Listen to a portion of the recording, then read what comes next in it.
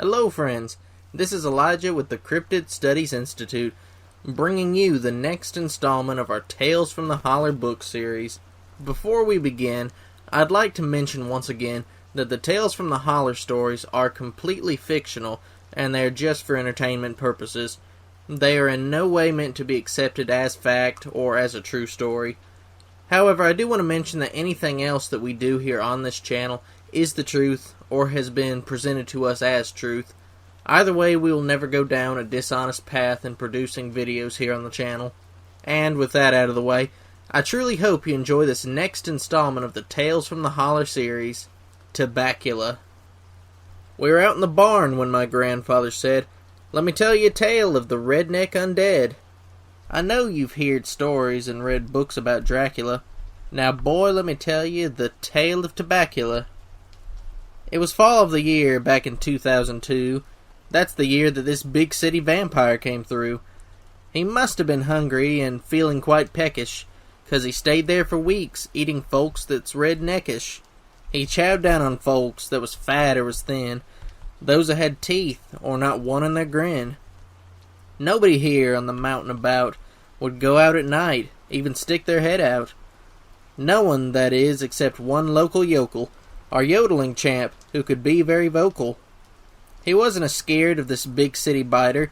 Our yodeling champ was an excellent fighter. The yodeling champ's name was Cletus McSwain, and he was out digging taters till 7:15. He was sweaty and dirty from all of his digging, and on his way home planned to do some frog gigging. With his gig in his hand and his dog at his heels, and a big sack of taters that would last many meals. With a chaw of tobacco he majestically strode down to the pond where the bullfrogs abode.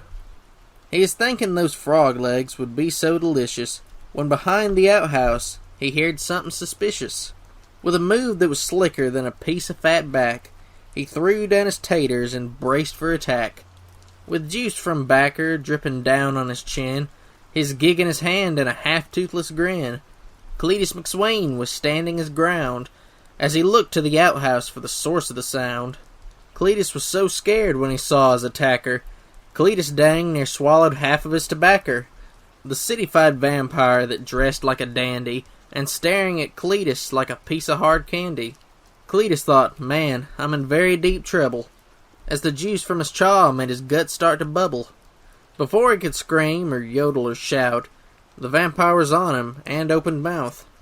He chomped down on Cletus and started to drink, but his eyes misted up 'cause of Cletus's stink.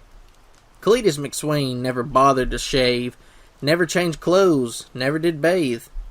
The cityfied vampire gagged and he heaved. He smelled Cletus's breath every time that he breathed. Never before had he smelled such a stink. For the first time ever, he abandoned his drink. The vampire was ready to stand and depart when Cletus's gig stabbed him right in the heart. He never did shout, nor scream, nor did fuss. He simply looked shocked as he crumbled to dust. Cletus McSwain passed on as well, but he didn't stay dead like the old-timers tell. Sometimes you'll hear on the cold autumn breeze the sound of faint yodeling pass through the trees. Then fear grips your heart, and your blood turns to gravy, as you pray that your mind's playing tricks, and just maybe, that if you turn around, he won't be there at all, in his long denim cape with his bib overalls, with his long pointy teeth stained with backer and blood, reeking of dirt where his tater patch was, as pale as the fur on a whitetail's behind, eyes red and bloodshot like he's been drinking shine. So, listen up now and don't go out at night. Take heed to this tale, it might keep you alive. Forget all them things that you learned about Dracula, and keep your gig handy, 'cause this is Tobbacula.